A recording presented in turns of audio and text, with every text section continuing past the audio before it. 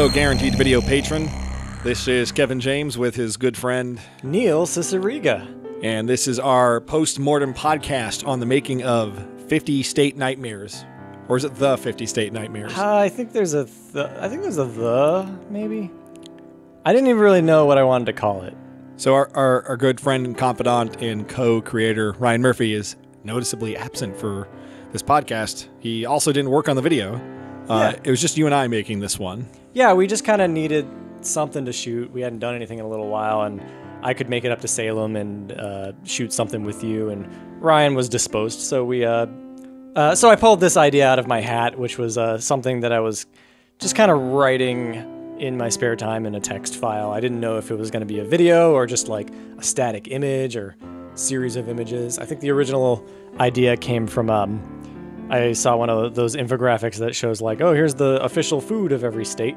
And my idea was to just make the same thing, but with short little texts describing the nightmares of every state. And then I realized, it takes a lot more than like 2 words to describe a nightmare. So it could have easily been an infographic video or like a series of tweets. But I had just bought a new camera, the Sony A6500. Mm-hmm. If you Google it, it's a great camera. It's a good B camera. Yeah, and you had a nice wireless lavalier microphone that we wanted to put to use. Yeah, I was like, we could totally make this a 2-man shoot. So we just decided, we'll spend a few hours walking around Salem, Massachusetts, finding just unique backgrounds and go for broke. We didn't make Salem look too picturesque. There are a few shots that are very pretty. The trolley one on Essex Street looks particularly nice.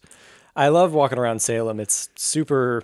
It's the kind of place, if you live in Massachusetts, you have a lot of childhood memories of going to Salem, but because you're a kid and you're being dragged around and you're in the car, you don't really know the spatial relationship of everything. Yeah. And walking around there as an adult, you realize how close all these landmarks are together. Yeah. So I always get a kick out of visiting you and just walking around the neighborhood and realizing, like, oh, there's the Witch Museum, there's the graveyard. There's Bit Bar, there's... Yeah. It's easily my favorite place in New England. We've talked at length about Salem on our regular podcasts. We just grabbed a monopod. I threw on my 16-70 Sony APS-C lens, whatever, a zoom lens, so we could quickly get it done.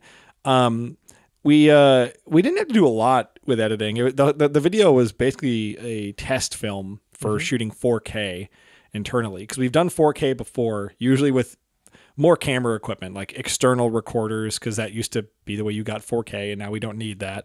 I think the only comment I've seen that acknowledged it was, I love that this was in 4K. Yeah. Someone was just, I think, kind of puzzled by it. Well, there's 3 videos now in our universe that are in 4K. You remade Mysterious Ticking Noise. Mm-hmm. We did Friend or Foe, and now this. We shouldn't dwell on that too much, but we have the option to do 4K more frequently. We should do it for stuff that really calls for it, though. The Year of the Snake could have been 4K. Yeah, probably should have been.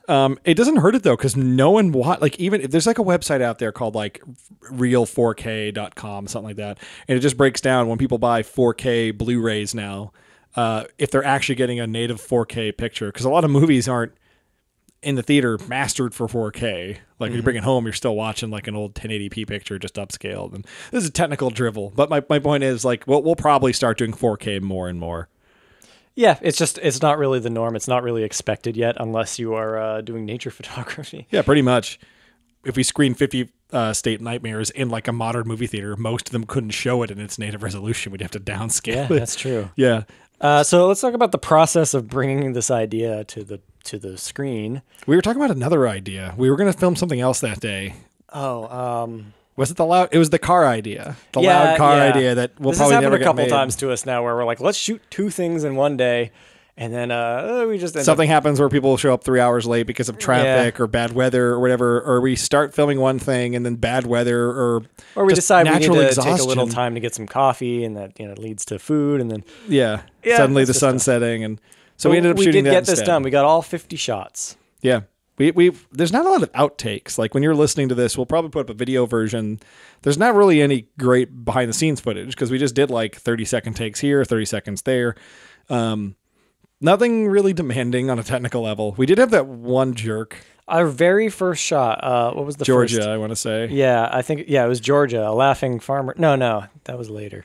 But the one we did first, we were just standing by the water, and getting in the zone, like getting in the zone, making sure the sound worked. Yeah. Like, okay, like cracking their knuckles. Like, okay, here we go. We got 2 hours of this. And I couldn't even get my line out before some guy starts yelling in the background, and he's not on camera. He's not visible. He's not in the line of sight. Just some nosy dude. He's just some guy who noticed that there was a camera nearby and maybe has a warrant out for him or something. He started so he was screaming just at us. I do have some very faint audio, but he like this guy just like came at us yelling, and like we had already been delayed by a few hours because I think Dan Hamilton needed more time, and like basically we were a little discouraged going into it.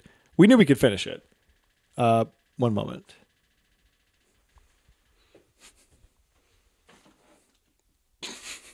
Anyways, we were a little discouraged going into it, but we knew we'd get at least that video done. And for our first shot, this guy who's maybe like a football field away sees the camera on and just starts screaming like, "Hey, are you filming me?" And Neil and I just didn't even register him.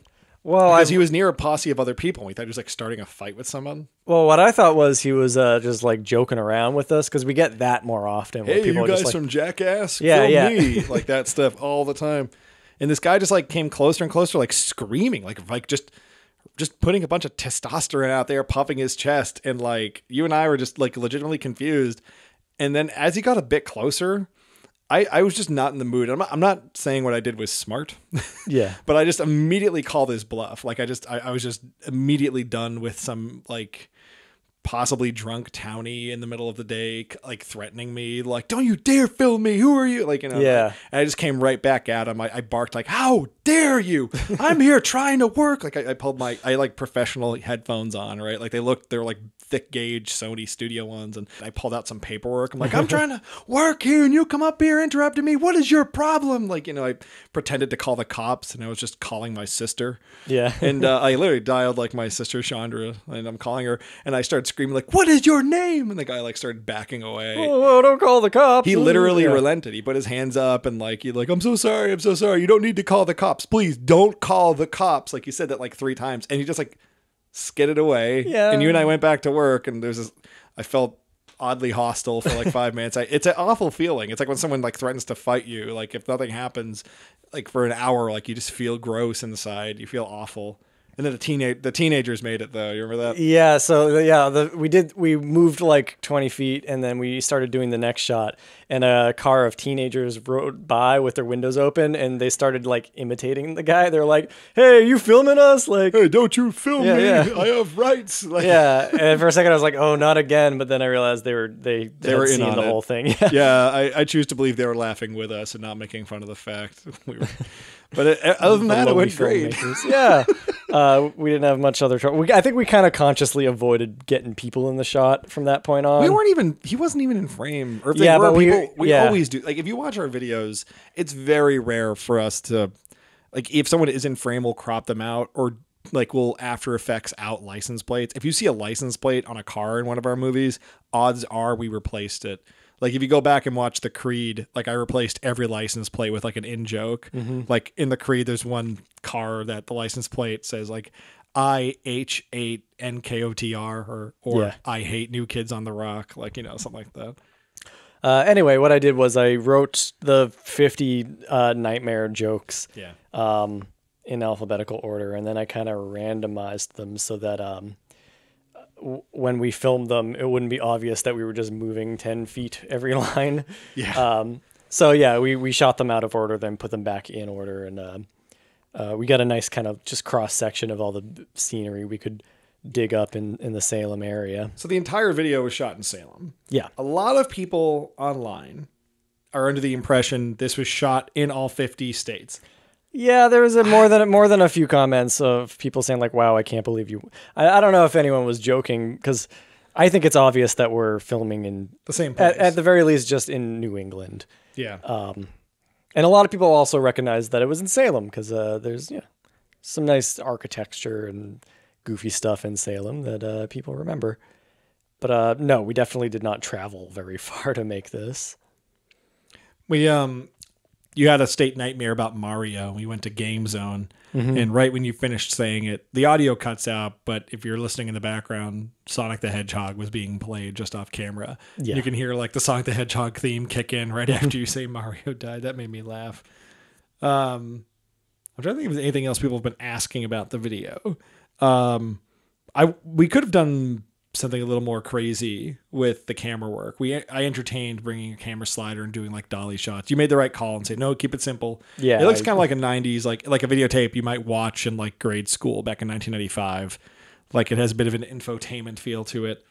Like a legitimate 90s aesthetic and not just like denim jackets and neon lights. If we got a bunch of different like celebrities to read the nightmares, like, oh, hey, it's Henry Winkler doing this nightmare, and Conan O'Brien, a young Conan O'Brien. Just like people the kids recognize. We did reshoot. Was it just the one shot at the Brattle? The movie theater. Yeah, we were going to go see Rockula, right? Yeah, so there's a monthly event called Trash Night at the Brattle Theater in Cambridge. And they show really bad directed VHS movies from the 80s and 90s traditionally. So a few of them have been more recent. Most of them are knockoffs of the Terminator. So it was the kind of crowd that did not bat an eye when I pulled out a camera and said "evil sexual genie" in front of everyone. You'll notice nobody blinks. Nobody cares. But that was like there was a couple shots that had problems or like sound issues or something. So we're like, we gotta. There's some dubbing, a little bit of like After Effects work to like clean stuff up, and I pushed you to do the fake state silhouettes, like the Batman logo, and you forced me to be a bit more conservative with it. I still think the Batman one is like too much. Yeah. I had the Jurassic Park logo for I think Delaware at one point. I don't know. The Abe Lincoln head for it's perfect. Yeah, I realized. I think you got that from Gremlins 2, right? I just looked up vector versions of it. Oh yeah, but I think you must have gotten that idea from when the Gremlins do the shadow puppets. Well, because that's where the Batman thing totally came from. Oh yeah, like I was thinking of like famous silhouettes that'd be funny, and I thought of the Batman logo from Gremlins 2. From Gremlins 2. Well, they do hand puppets and they turn it into Abe Lincoln, and it's like because I was watching that scene the other day, I was like, oh yeah, that looks just like. That looks just Abe like Lincoln's silhouette is Abe Lincoln's silhouette. Well, yeah, I know, but I know you, and I know that you love Gremlins too. So I think the best one is South Dakota is just the outline of North Dakota rotated 180 degrees. I think one person caught that. A few people from South Dakota and North Dakota probably noticed. Yeah. It was just one of those things that you want to keep adding to the video. You want to keep adding little flourishes of humor here and there, but you do have to take a step back after a while. I'm like, okay, let the central joke take over. It's a bit of a listicle joke, but it worked. Mm-hmm. A bunch of radio stations aired this. I sent you some of these links, right? Yeah, I don't get it, but yeah. Maybe I'll splice in some audio for this, but a bunch of radio stations across the country. I think this video ended up on some like Google Doc for like Clear Channel. And a bunch of radio stations were like, just play this tomorrow. And of course, no one contacts us or like gives us credit. They cut off like anything where we might acknowledge our brand. But one radio station just straight up played the video's audio in like crack jokes over the jokes. Oh, I hate that. Yeah. I know they have to. It's like reaction videos. But could you imagine just driving down, you're commuting into work at 8 a.m. and you turn the radio on, you just hear you going, evil sexual genie. You know what? If you tune in without the lead in, that's going to make no sense. Yeah. Just a bunch of, it sounds statements. It sounds like mind control. Like if you just say the right combination of words. Did you have a nightmare that, so I didn't read you the script before we filmed. So I was just reading them off a sheet without telling you what I was going to say. Did they stick out to me? Yeah. The Mario one was a bit haunting. The Pets one was legitimately sad. I've had that dream. That's one of the few dreams I've actually had. You asked me, you were 5 short, and you were like, Kevin, do you have any nightmares you remember from your childhood? Mm-hmm. And I told you them. They were legitimately scary and sad. Yeah. Though. I had a dream once that it was Thanksgiving dinner, and we found out a nuclear bomb was about to be dropped, and my whole family went outside and watched it happen. And you're like, okay, well, that's not funny. So I gotta think of something funnier. But yeah, it was definitely it went against the grain of our traditional videos, of which we kind of force ourselves to make these 3 to 8 minute short films that are this is a short film, but it's a short film, but there's no story. It's much more modern, a lot more Reddit friendly. Sure. Whereas something like The Lawn Mowing Man is just straight up all right, here's 4 minutes of asinine humor that looks like a Goosebumps episode. But I don't know, is there anything, what else is there to say? We've talked about the technical aspect, we talked about where the germ of the idea came from.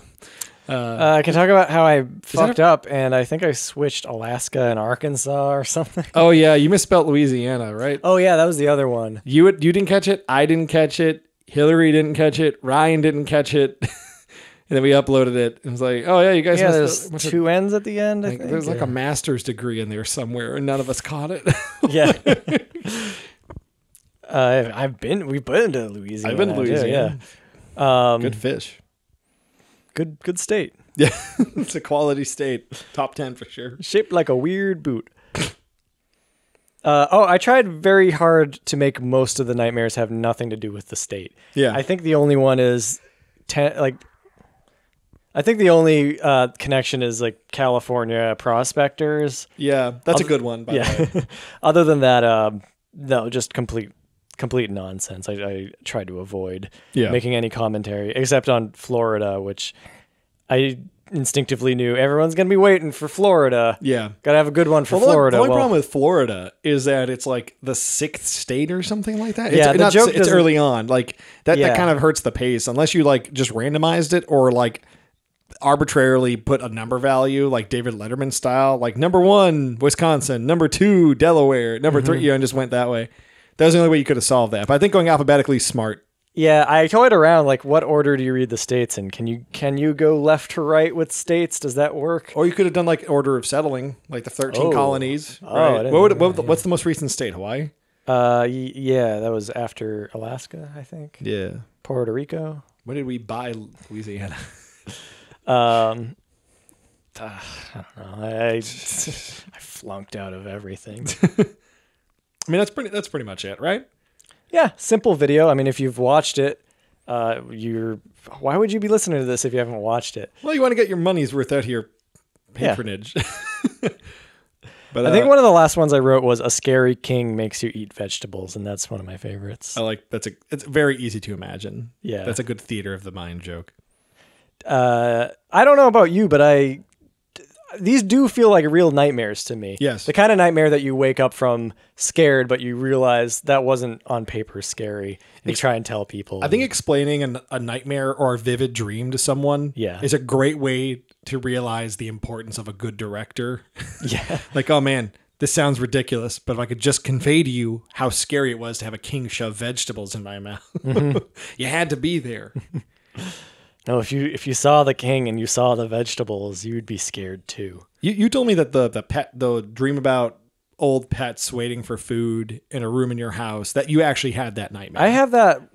That's a recurring nightmare. That's a popular nightmare, apparently. Yeah, it's just kind of like a neglect guilt. If you have had pets, and there's part of you, it's kind of it's like when you have a dream about a test when you haven't had to take a test in decades. Lingering anxiety that you will address later. Yeah. Oh, I forgot to do this, Yeah. So yeah, I think people have versions of that dream pretty commonly if they grew up with pets. Yeah. And yeah, I've definitely gotten comments from people saying that they've had similar dreams. I've been there. Yeah. But not meet ghost. I think we probably won't do a listicle video for a while. We might, but I might. Yeah. I think. Well, I'm always around. Yeah. But I don't know. I hope people enjoyed it. It did well. Like the response was good. We don't need Ryan. We have a few ideas kicking around. I want to do Model Hero Squad, but that's probably not the next video. Yeah, we got ideas. Don't worry, guys. Yeah. We're not dead. All right. On that note, yeah. Okay. We can turn off the microphones now. Yeah. Thank you for your patronage. We'll be back soon later this month with guaranteed audio and maybe another video. Who knows? See ya.